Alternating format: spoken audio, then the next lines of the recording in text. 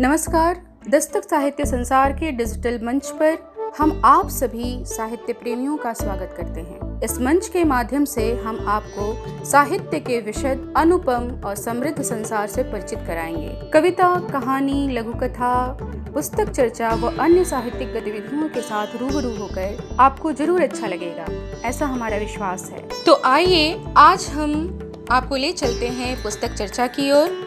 समीक्षा पुस्तक है गजल संग्रह साथ गुनगुनाएंगे, जिसे लिखा है श्री आर्यन श्रीवास्तव जी ने, और इस पुस्तक पर चर्चा कर रहे हैं सुपरिचित हिंदी भोजपुरी के साहित्यकार जेपी द्विवेदी जी।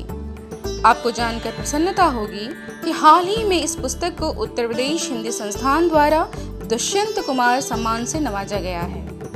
तो आइए इस अति महत्वपूर्ण पुस्तक के बारे में समीक्षक जेपी द्विवेदी जी से अधिकाधिक जानकारी प्राप्त करते हैं।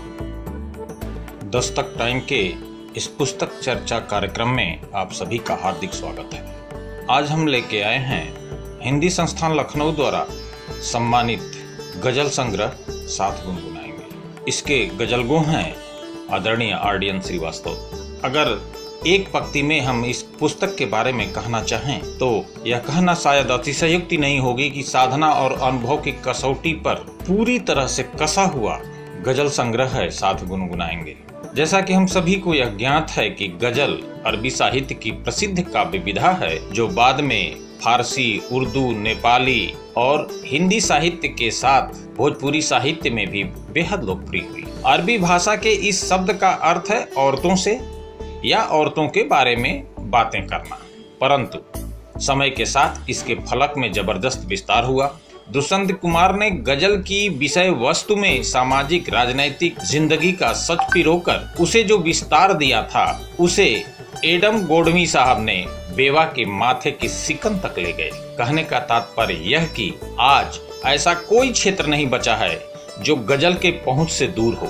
इस हो रहे परिवर्तन को आदरणीय श्रीवास्तव जी ने बखूबी स्वागत किया है और कहते हैं, अब गजल बेवा के माथे के सिकन तक आ गई, अब गजल बेवा के माथे की सिकन तक आ गई, अब न कहना गजल गो दरबार तक ही रह गए, अब न कहना गजल गो दरबार तक ही रह गए। अपने एहसासात को कुछ शब्दों में और कुछ इशारों में व्यक्त करने का नाम है गजल। इसे शब्दों और मात्राओं के जोड़ घटाव का संयोजन कहना सहसा अन्याय ही होगा। मुझे तो यह अति दुरूह विधा लगती है, जिसे साधने के लिए सतत अभ्यास और लगन की आवश्यकता होती है। इस पुस्तक की भूमिका लिखते हुए प्रोफेसर कृष्णचंद्र लाल जी आदरणीय श्रीवास्तव जी की इस तपस्या को रेखांकित भी करते हैं। एक सतत तपस्या है साहित्य की यह साधना, जो न ये समझे खबर अखबार तक ही रह गए। सामान्यतया यह देखा जाता है कि कुछ गजल को उर्दू और अरबी के शब्द मोह जाल में फंसे रह जाते हैं। सच कहें तो गजल की आत्मा को ही मार देते हैं, परंतु आदरणीय श्रीवास्तव जी ने यह आम बोलचाल के शब्दों को बड़ी ही सहजता से अपने गजलों में पिरोया है। इस वजह से गजलों का प्रवाह बड़ा ही सरस हो गया है और अनुभव की गहराई देखते ही बनती है। यह गजल देखिए, जिंदगी से न कर सवाल मियाँ, जिंदगी से न कर सवाल मियाँ, जीना कर देगी ये मुहाल मियाँ, खर्च हो जाओगे समझने में, खर्च हो जाओगे समझने में, बुनती जाएगी इतने जाल मियाँ।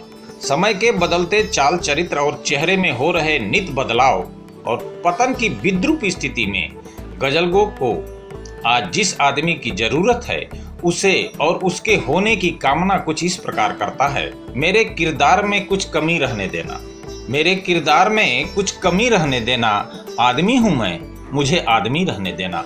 समय और देश की परिस्थिति इतनी भयावह हो चुकी है कि जहाँ कहीं अतिरिक्त सतर्कता नजर आती है, वहीं आम आदमी यह पूछ लेता है कि कोई खास बात है क्या।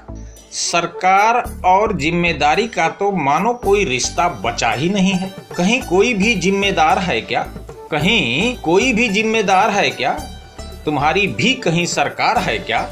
बला की चौकसी चारों तरफ है, बला की चौकसी चारों तरफ है, बताना कल कोई त्योहार है क्या, बताना कल कोई त्योहार है क्या। जब गजल रूमानियत के दायरे से बाहर आती है तो उसे इस समाज का वास्तविक चेहरा नजर आता है, जहाँ लड़की होना लड़की को ही अभिशाप लगने लगता है। ऐसे में गजल गो को कहना पड़ जाता है कि कोख में अब तो मुझे मार ही डालो अम्मा, भेड़ियों के लिए खुराक न पालो अम्मा, भेड़ियों के लिए खुराक न पालो अम्मा। और आज की स्थिति की भयावहता से देश का एक एक व्यक्ति अवगत है। स्थिति की भयावहता का आलम अगले शेर में देखिए, जब लड़की खुद ही अपने जन्मदात्री माँ से अपने लिए मृत्यु की मांग कर बैठती है। इसी गजल का एक शेर, कितनी दुश्वारियां एक साथ निपट जाएंगी, कितनी दुश्वारियां एक साथ निपट जाएंगी, दूध में संखिया थोड़ा सा उबालो अम्मा, दूध में संखिया थोड़ा सा उबालो अम्मा। अब गजलगो का राजनीति पर तंज तो देखते ही बनता है। राजनीति और द्वेष तुम्हारी ऐसी तैसी, राजनीति और द्वेष तुम्हारी ऐसी तैसी, बांटो घर घर क्लेश तुम्हारी ऐसी तैसी, चोर उठाई गिर उचक के डाकू रहजन, धारे सेवक भेष तुम्हारी ऐसी तैसी, चरते चरते सब कुछ तो चर लिए बिरादर, चरते चरते सब कुछ तो चर लिए बिरादर, चरना फिर भी शेष तुम्हारी ऐसी तैसी। हम आए दिन किसानों की आत्महत्या की खबरें पढ़ते सुनते रहते हैं। इस देश में किसानों की दुर्दशा किसी से छिपी नहीं है। भले ही उन्हें अन्नदाता कहा जाता हो, पर वे आज भी अन्न के लिए तरसते देखे जाते हैं। उनके दर्द को शब्द देती इस गजल की कुछ पंक्तियां, गेहूं को बोने काटने में उम्र कट गई, गेहूं को बोने काटने में उम्र कट गई, रोटी का स्वाद क्या है यही जान न पाया, रोटी का स्वाद क्या है यही जान न पाया। विश्व के इस सबसे बड़े लोकतंत्र में आज के नेताओं के किरदार पर गजलगो का प्रहार देखने लायक है। तुम न पूजा के हो न नमाज के हो, तुम न पूजा के हो न नमाज के हो, आदमी कौन से मिजाज के हो, लाभ हर मौके का उठाते हो, लाभ हर मौके का उठाते हो, किस कदर भूखे तख्त ओ ताज के हो, किस कदर भूखे तख्त ओ ताज के हो। इसी के साथ मैं आदरणीय गजलगो श्री आरडीएन श्रीवास्तव जी को उनके गजल संग्रह साथ गुनगुनाएंगे के प्रकाशन के लिए हार्दिक बधाई देता हूं। यह शुभ कार्य सर्वभाषा ट्रस्ट प्रकाशन ने पूरी ईमानदारी और लगन के साथ किया है। उन्हें भी मैं साधुवाद प्रेषित करता हूं। साथ ही यह कामना करता हूं कि यह क्रम और गति दोनों ही दिनों दिन पल्लवित और पुष्पित होती रहे।